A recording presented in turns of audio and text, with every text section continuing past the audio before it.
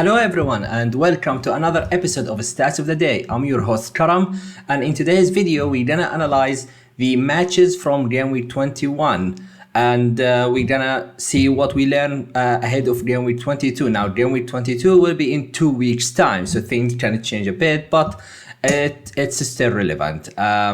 This video is pre-recorded. Normally I go live, but I do have issue with the internet connection for a few days already, so I was not sure that the live stream will go smooth.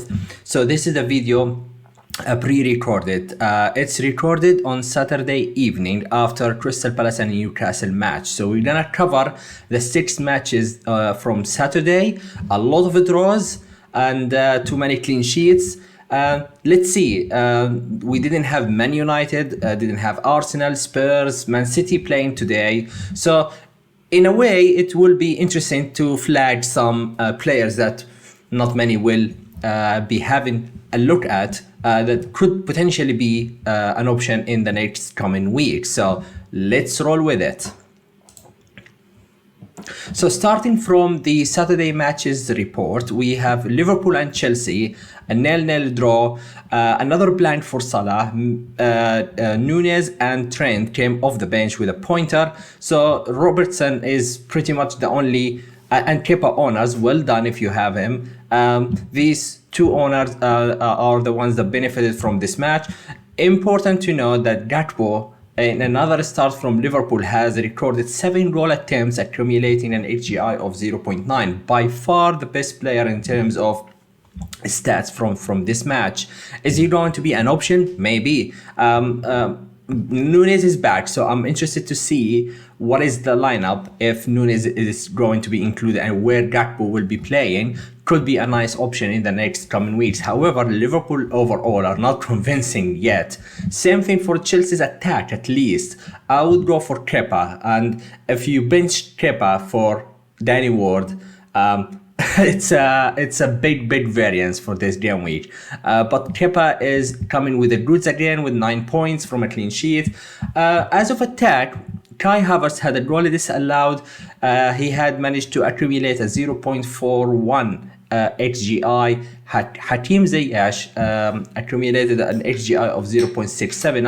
I like Ziyech since the World Cup and his achievement with Morocco. He's coming back fit and sharp with Chelsea and has been a key part. I want to see more returns. That's a problem with Chelsea's attack at the moment. So from this match, Kepa is still decent, not so much from the attack from actually both teams. So you've got to have a decision to make on Salah and Darwin Nunez if you still have them. Next match, Bournemouth and Nottingham Forest. Not many FPL options that we have already, not many we will likely have, but Zamora is coming back again into the mix. An XGI of 0.69. Kevin Moore, an XGI of 0.52. So again, no goals from both of them or returns, but they have done relatively well stats wise for this match. Forest storage managed an XGI of 0.87. He scored the goal. And Gibbs White has been popping up in the stats in the last few episodes. His XGI was still decent this game week with a 0.56, not managing any returns for this game week as well. Leicester City and Brighton, a draw of 2-2, another draw match. Harvey Barnes with a goal, Albrighton with a goal. Danny Ward, he fails to make another clean sheet or any save point. He's been by far the worst goalkeeper. We're gonna see that in the goalkeepers table and where he stands in terms of XG prevented. You guessed it, his bottom. So yeah, not good at all. Brighton, Stupinian managed 2 assists, interestingly, from an XG of 0.1. So really, I believe one of them was a very decent assist, but overall, he definitely overperformed in terms of returns. So well done to the owners. His XGI was very little for this match, but still, wow, you get these kind of assists. This is the beauty about the game. So you don't have to really always accumulate a lot of AGI in order to get assists or goals. Marsh has been coming in a lot of teams this game week. He managed the blank, but good news, he's been having a 3 goal attempts for this match. So he was not totally off of it. But if you have Mitoma, he is the one that coming in with the points today. Although from an only HGI of 0.19, a stunner goal from Mitoma today. So yeah, another game with poor defense of Leicester. This team is gonna have a streak of 8 bad game weeks, 8 nice game weeks, and now is not keeping clean sheets or yeah, you gotta target them for now. So that's the conclusion so far. The other batch of games, 3 more games to go. Southampton 0, Aston Villa 1. Ward-Prowse, he's been the star of the team for the last game week or two. He managed an AGI of 0.35. I believe he had a goal disallowed as well.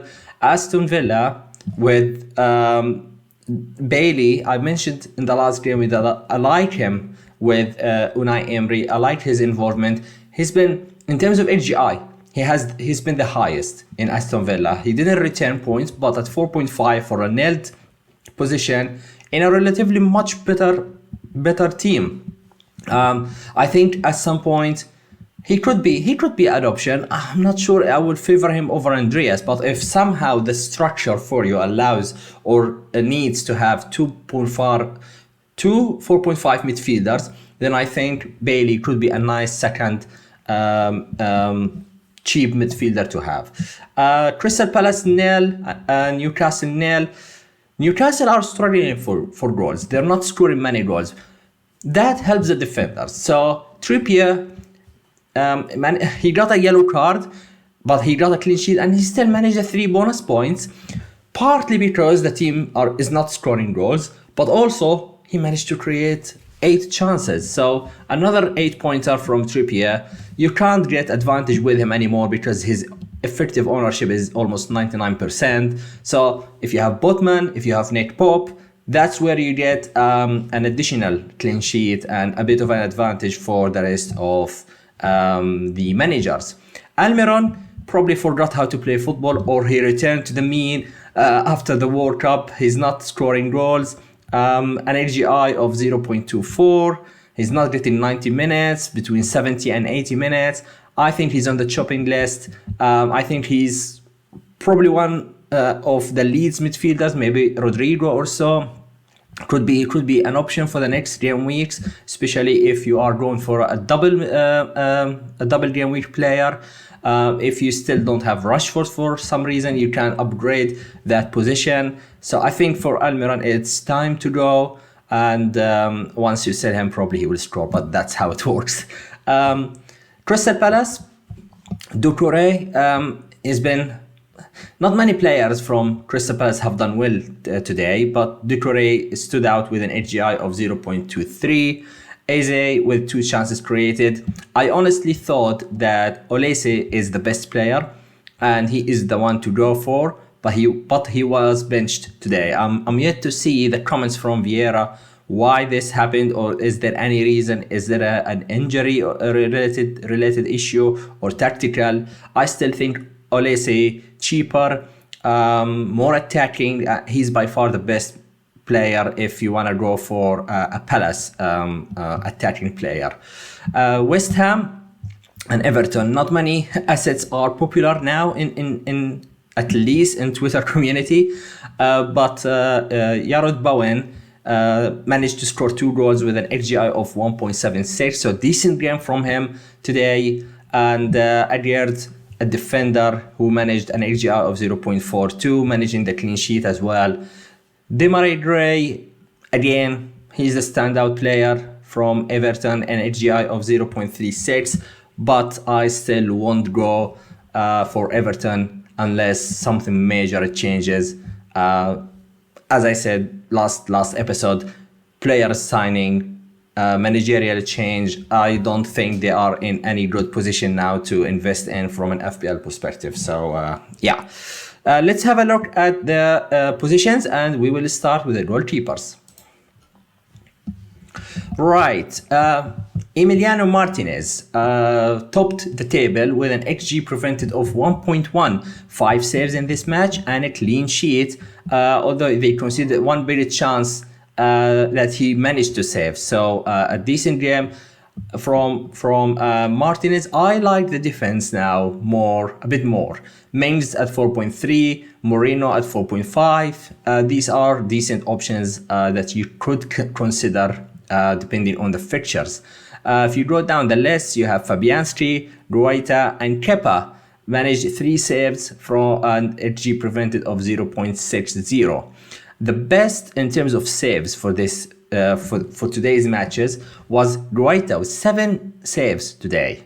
Decent game from him. Total XG prevented was 0.7 as well. So all of those that I mentioned have managed clean sheets today. If you look down the list, Danny Ward one more time for the 140th time this season. Only 2 saves, didn't even get 3, and 3 big chances conceded from Brighton, and XG prevented of -1.1. So not good at all. Let's have a look at the defenders. Right, so let's skip the first one. He's good at football. But Trippier again tops the list with an XGI of 1.08. 8 chances created, by far away from any other defender today. If you look down the list, Zamora, Van Hickey. This is the first Premier League start for Van Hickey. He plays for Brighton. He is 4.0. That's the interesting part. And he had a chance to score. He managed an XGI of 0.57. Most of it is coming from an XG goal attempts towards score against Leicester. So I would keep an eye on him. I think that Estupinian is, even he is 0.5 more expensive. I think he has more potential.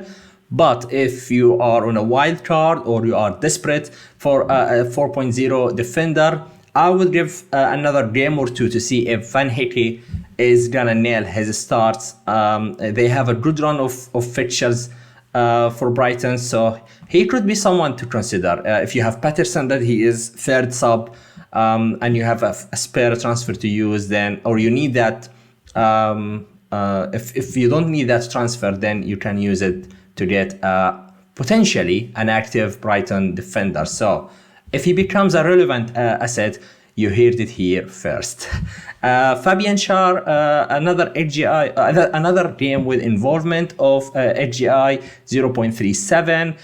No returns, but still 1 chance created and 1 shot on target. So I believe Schär will have some sort of a screamer very soon. He is that player that you either get 0, he gets a red card, or he gets a screamer. So he's that of a very volatile type of player, type of asset. So I really like him. The thing is, he's a bit more expensive than the other ones like Botman or Byrne.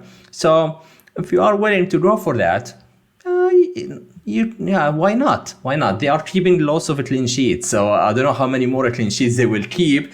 But until they start to concede, I think Schär is a decent option to consider. Thiago Silva, 1 chance created, a couple of goal attempts, and an XGI of 0.37. And if you go down the list, you will see Arnold coming off the bench, but he's been, in terms of stats, he's been second or third best player, which tells you about the state of Liverpool's team now. They're not very good in terms of FPL. We know Chelsea could make things difficult, especially in big games. But if you look overall at the form of Liverpool, it's not promising. So if you have any assets, I do have Trent, and it's probably, I'm probably gonna sell him next game week. Although next game week against Wolves, I believe. I'll